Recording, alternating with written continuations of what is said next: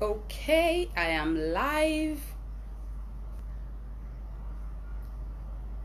Good evening. It's been a very unprecedented year. I mean, 2020 has been that year that nobody planned. No matter how much of strategic planning you had done, no matter how much you had sat down and put pen to paper, done a very detailed plan, set exciting goals that you were really ready to go out and make it. 2020 just came out to us as a shock. We all started the year and we heard coronavirus outside there, but nobody would have perceived that the impact of that pandemic would go deep as far as it went, the way it affected businesses. But we're wrapping up 2020 and business is picking up. Things are seeming to get closer to what it was at the early months of 2020 and even what it was in 2019. I mean, there were some businesses that really even did excitingly. Now, today's webinar, today's talk is focused on marketing techniques that you can use to promote your business. But we're really focusing on people that have a training or a capacity building business. I'd said in my earlier post that we at the Outlier Hub, we rent out training facilities. So we have training rooms, we have meeting rooms, and some workspace. And really our target customers are people that have a training business. And we've seen over a couple of months and some time that we've seen that many of those people, many of our customers are struggling to fill in the right numbers. So if you decide to have a particular training for 30 people and you're having way less than that number, it really impacts your profitability. And that is why we've decided to put together this training, because even we ourselves at the Business Outliers, we are training service provider and we've experienced a lot of success. We've trained companies in the oil and gas industry, we've trained government organizations, we've even trained private sector government, we've trained banking, and even private individuals, private companies like that. So today I'm going to be sharing with you some marketing techniques that you can use to promote your training business. So that's exactly what the purpose of this particular webinar today, right? So yes, it's been said that you need to spend more money, right, to make more money. That's key. You need to spend, the more money you spend, you can. So I mean, you usually have like an advert budget, but when the year has been as we described 2020, where even your advert budget is limited, you have very thin budget. How do you maximize that tiny budget to make the best out of it? How do you maximize that tiny advert budget to make the best out of it? So how do you, maybe not necessarily free, but what can you do? What are the best things you can do? So the first I would say is you need knowledge, really, because if you want to be very good at marketing, if you want to promote your business, whether if you are a sole proprietor, you have a business where you invariably are the one that handle the marketing on your own, or you have a more structured organization where you have staff, they are marketing staff, but they still need that knowledge no matter how experienced they are. I remember when I started out in sales, in marketing, in banking, it was in fact, I remember clearly I wanted to walk out of my job because I'm not a people person. I'm more of an introvert. I don't like going out to speak to people I don't know. But I had to learn. I had to overcome that part of me, because I realized that even if I am not a salesperson today, even if I am not in marketing today, I still need to interact with people. I need networking to get to the very high level that every one of us wants to reach. So it's very important for you to learn. So I spend time to develop myself to learn. So go onto the internet. The internet is packed with articles on how you can market your business. Even if you have so much money to spend, there is a budget for everything. So you don't want to throw out every bit of money, every bit of capital you have every bit of advert budget you have on advert, right? You need to focus on finding the right people. So there are a lot of books that you can lay your hands on, and I have a couple of them here. The one I love best right now, and I just finished reading it last week, and even if with all my years in business development, in sales, in marketing, I still develop myself daily, right? I mean, it's key to be listening. So who are you reading right now? Last week I just finished reading Playbook by Grant Cardone, and that was an exciting book because I like his perspective, bringing in financial literacy into marketing.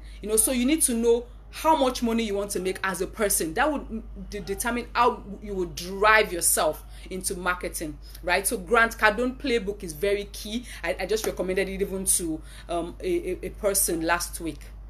And by the way, you may hear a tiny shrill back behind me. So I'm at home, my dog just goes very excited, at some sound. So I think it's something that's triggered him. So you can hear that kind of sound coming in. Please just ignore it. So another book that I love Brian Tracy.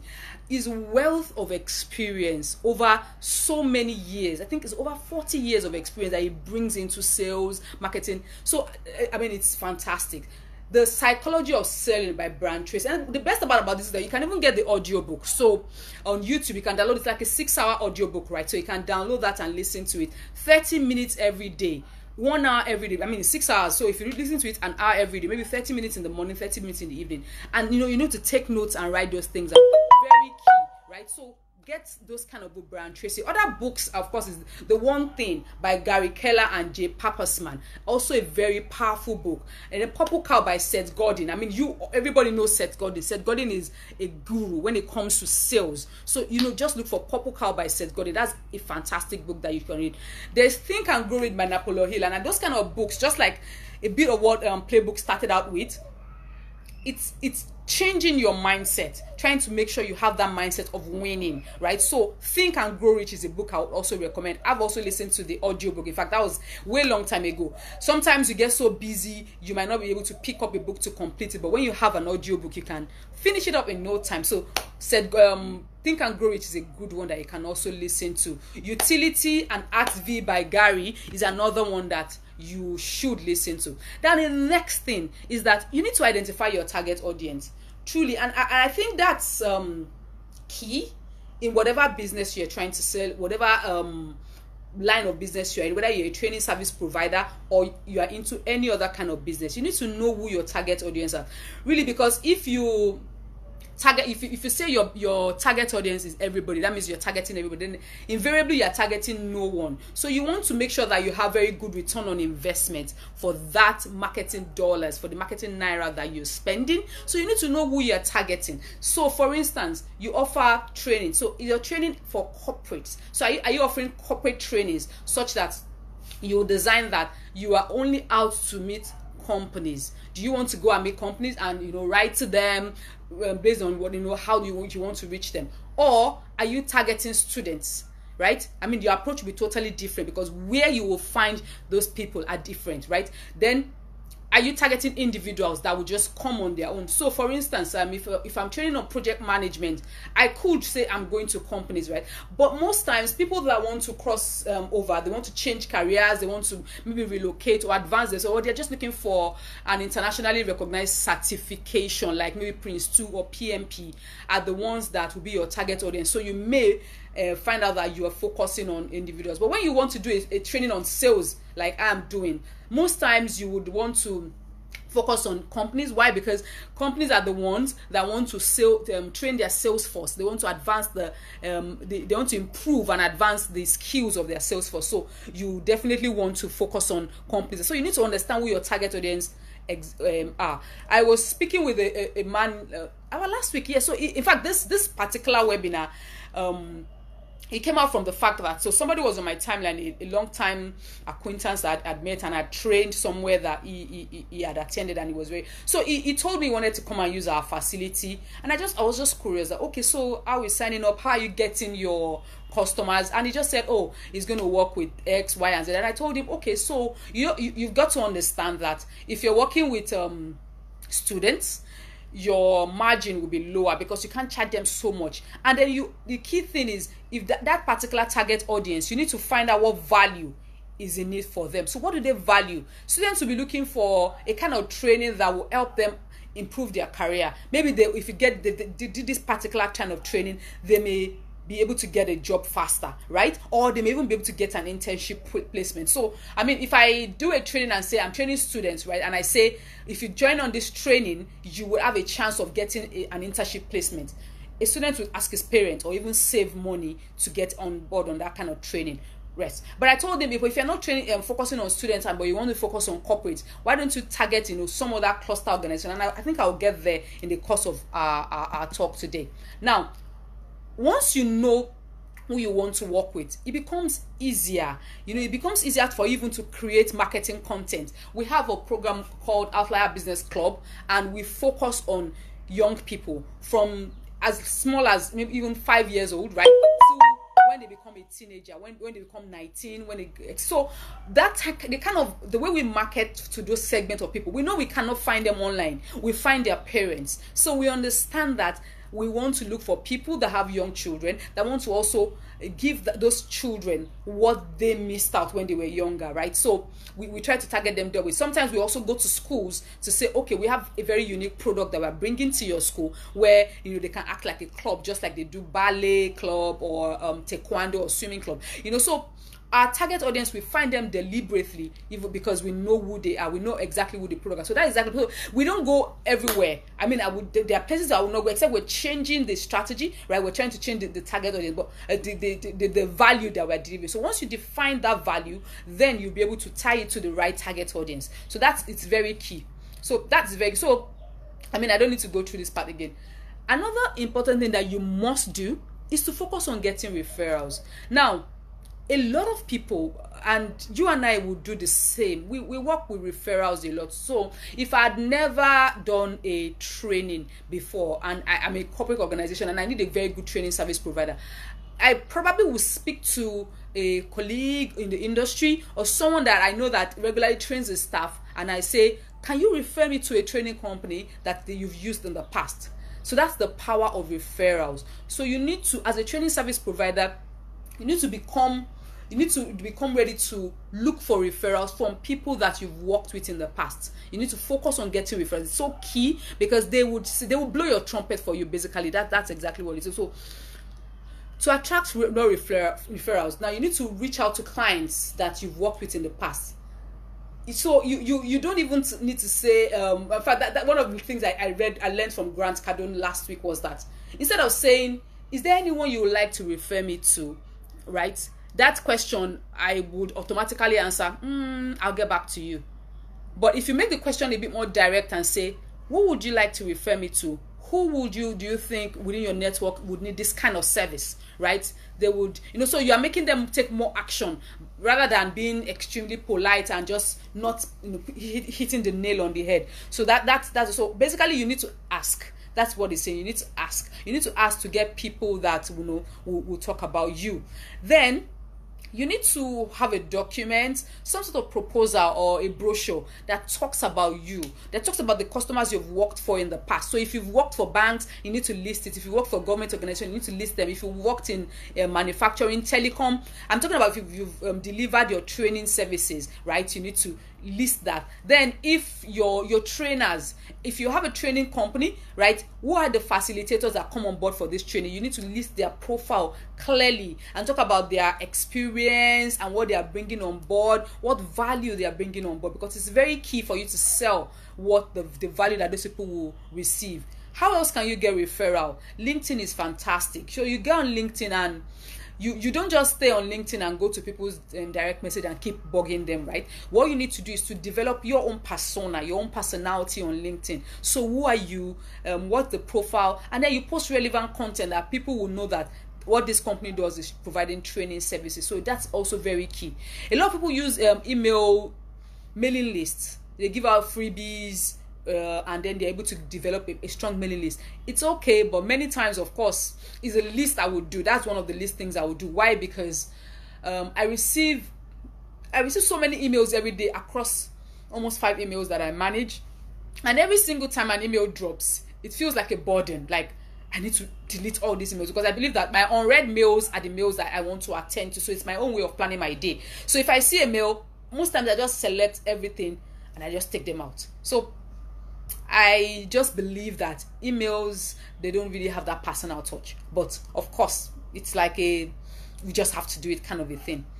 Then you need to also ask for recommendations on LinkedIn from your existing clients. So you're on LinkedIn, you've developed a very strong profile.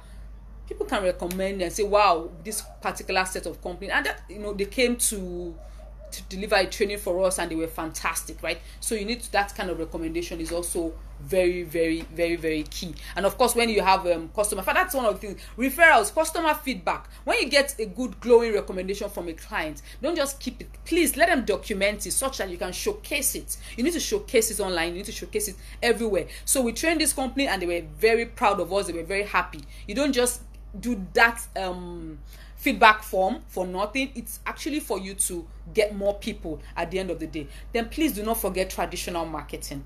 I love the internet. I love digital marketing. It makes you get a lot of recognition quickly. It helps you get a lot of mileage very quickly. But please, we are in Western Africa, Sub-Saharan Africa. Not everybody has access to that internet. So how do you reach those people that are not online, that do not have access to the internet? You need to still do this traditional marketing. This physical marketing is very, very key. So how do you do that? You need to still put together your proposals. Whether you want to send out your proposals by emails, right? Or you need to make a phone call and send proposals. But whichever way you want to go about it, you still have to go traditional. You need to find your target audience in cluster groups. And this takes me back to what I was saying earlier on, that the particular person I was speaking about had this target audience. And I told him, why don't you look for cluster groups, organizations. If, for instance, you're training in engineering. Okay, let's say this training just wanted to train in, let's just say, medicine, in the medical industry. Why don't you go to association of medical practitioners or something and show them the fantastic training that you have, and work with them and say, if they bring so and so people, maybe you do the split together or something. There should be like a profit sharing formula that will make it work for them. Fine, that might be a bit, it depends on your network and how you're bringing together. Another way is, if they're having meetings, you can just go there and hand out your flyers. But working with organizations and structures, basically you want to reach people in their cluster groups, because one, your training is relevant to them in that cluster group, and two, you get to reach a lot of people at the same time. Then the next thing is to make cold calls to potential clients. So if you've identified your target audience and you know that your training is for a niche, a very specific particular industry, it makes it easier for you. So if you're training schools, for instance, let's say you're training teachers, let's say you're a teacher, you're a trainer that helps education, helps teachers become more computer literate, for instance. You can find them online. But why don't you just go knocking on the doors of schools and say, hey, I'm going to help your teachers understand how to use different tools to improve themselves. So you go to schools, and there's so many schools. At the end of the day, you get the ones that, the numbers that you need. If you've worked with their clusters where they have meetings, associations and all that, and physically go to them, that would also help. Of course, that's when you're starting. After a while, you build that brand name, and everybody gets to know that, wow, this is what you do, and they begin to patronize you. Then, of course, you still have to print that physical flyer. So there's this trying to balance between the costs, right, and the benefits. So how much are you going to print? How much are you going to pay for advert? If your pricing is not right, you begin to struggle and say, how much am I charging? I do not want to spend so much on marketing. But if you get the right pricing, you're able to have the proper advert budget that will help you even reach out to a larger audience. And at the end of the day, your training would work perfectly. So I talked about mailing list before, and it's not one of the key things I like to do, but of course you still have to do it. You have to send newsletter periodically. Because no matter what, even if a lot of us treat volume of emails as junk, there will still be one person that would see it, a couple of people that would see those mails. And the good part is that using tools like MailChimp, you are able to start on a very low scale, on a very easy and affordable scale, where you get up to 2,000 people, and you have about 10 to 12,000 free emails that you can send in a month. I mean, that's a lot, right? And so you can get to do that. And of course, there are other email service providers like Amazon Web Service. I just found them recently, and you get to send a huge volume at a very, very, very tiny price, maybe like unlimited emails for $3 or something. And but you just need to make sure you get the right approval from Amazon to be able to do that. So that's another way you can get an affordable email service to work with. Your website, I mean, your website is like your business, where people can just go. It's like a one-stop shop. People come to your website and they see who you are. They type on Google SEO and they find you. That's like the best way to find you. In fact, if you're not online, if you don't have a website, or if your website is probably last updated 3 years ago, then you know that there's a lot of work to do, right? So you need to make sure your website is attracting visitors. So how does your website attract visitors? I love to use Google My Business a lot because of our location. We post continuously on Google My Business, and I can tell you we've gotten a lot of clients just because we posted something. We post on Instagram and we post on other platforms as well. We also just share the same post on Google My Business, and because of that, people make inquiry directly from Google and we get business. So Google My Business is a fantastic way of also getting clients. Now on your website as well, you need to be sure that you are using Google Analytics properly. If you don't know how to do it, you probably need to hire somebody, whether you have one staff within your organization that is a bit computer savvy, is a bit internet savvy, digital marketing kind of savvy. You need to train them properly so that they understand how to go about these things. And of course there's also always the option to outsource, but the point is that these things has to be done, or else you will just remain small forever, right? So yeah, you want to grow. I think generally across all the platforms that you have, your message must be clear, right? It must be clear. What exactly are you selling? It has to be clear. Then, is there a call to action on every page, right? You need to give the clients that audience that they are speaking to me. It's relevant. You're talking to me, right? Very relevant message. Is your website very easy to navigate?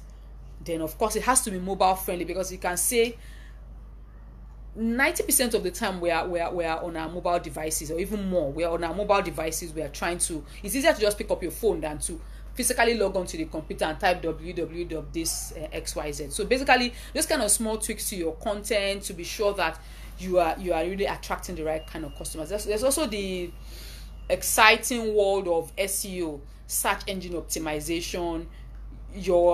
When people are searching project management trainings in Lagos, for instance, when they type that, will they see your website, or are you ranking 110 when you're supposed to be ranking maybe 1 or 2, right? So that's also key. You need to work on your SEO, the right phrases. What are people searching for? And those are the kind of content that you put on your website that will now help you drive traffic. There's a bit more about SEO and website, but the key is either you find somebody that is very good at it and you outsource, or you employ a staff, a young person that you can train to be able to do that. Then there's also online networking. You'll be surprised. So earlier in the day, I just wanted to test out this video, and I went on my personal page, and I just went online, and a lot of friends started coming in, and we just started playing, and we were just gisting, and it was fun. So there's online networking, right? People you've not seen in a long time, people you don't even know. I can count the magnitude of people I've met just because I'm online. I do not know them. They are probably based in Abuja, in Ogun State, abroad, in the UK, Canada, and I just met them online. So there's a way you can network with people. It's not always about coming online, and I've learned that over time. When I first started having live videos, I used to come with a lot of focus and seriousness, which is also very good, but that's why it's called social media. It's supposed to be for fun, for social media, right? So you should be a bit more relaxed and engaging, and make sure those kind of things also work for you. So networking online is very important. You don't stay online without meeting people and just seeing how you can add value to them. Basically, that's how it works. So you just need to become a familiar face, a familiar presence on social media. Facebook is not to be discounted. No matter how overwhelming it has become over the years, it's not to be discounted. If you're on Facebook, if you many times it's also easy to post to Facebook. When you're on Instagram, you can do your share directly. I think you can also do to Twitter, and just copy the same post across all the platforms. So some people will tell me, yeah, I'm not really a Twitter person. I'm like, I'm not a Twitter person either, but my post, or the post that we post at our firm, still cuts across all the platforms, because really you're not quite sure where that next person that needs your service is coming from. So that's also very, very key for you. And I've mentioned Twitter. Then another thing that I would love to do, and we've been able to use that to grow the Outlier Hub over time, is to so it's about like the links that come to your website. How many people are talking about you? So what I did was, we sat down and we looked for as many places as possible where we could list a platform like ours. So from Nairaland to VConnect, across over 50. So we got that, and I got somebody to sit down and they were able to list. So when somebody is searching training center in Lagos, our name will rank high. Why? Because we've sown that seed, right? So that's what you also need to do. Other people need to be talking about you. So it's good that you talk about yourself, right? But other people also need to be talking about you. So you need to, for whatever you the kind of training that you're doing, you need to post across other people's platforms. Basically, that's I think that's the key message here. You need to post across other people, and it's also like writing a guest post. So that's also somewhere. So you are a good whatever you're doing, you're selling.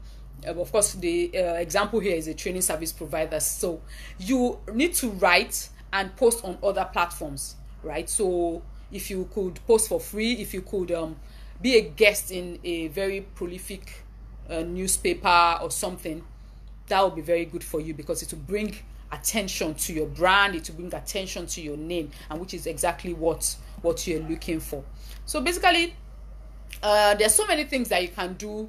They might be overwhelming, it might be a lot, but the key is that consistency, doing it again and again. And I always tell people that 70% of your activity as a business owner is sales, marketing, and business development. Because if you don't grow this business, if you don't develop this business, there will really not be nothing. So no matter how much operations and execution that you do, no matter how much you want to deliver that service, if you don't sell that service, even if you deliver this very one, the next one, you won't have the next service to deliver, you won't have the next business to deliver. So it's very key for you to always be in the face of people, to always continuously sell. So as a training service provider, it's key for you to always do that, and whatever business that you're doing. So I think that's about all. I could take questions. I think this is the time to relax. So I saw Temilade joining, Temi Crown, thank you for joining, and then Arikra Wings. Oh, nice to have you. It's a very nice Instagram live session that we've put together, talking about marketing techniques for your training business. But of course, it's something that you can use for every business, no matter what you're doing. So we are the Outlier Hub. Like I said earlier, we offer training facilities. It's based in Lagos, Nigeria. We also offer training consulting services. So we do capacity development and training for other companies, and both in the private sector and in government. So that's what we've been doing over the past 3 years since we've been in business. It's been a pleasure being here. Thank you very much, and do have a pleasant evening.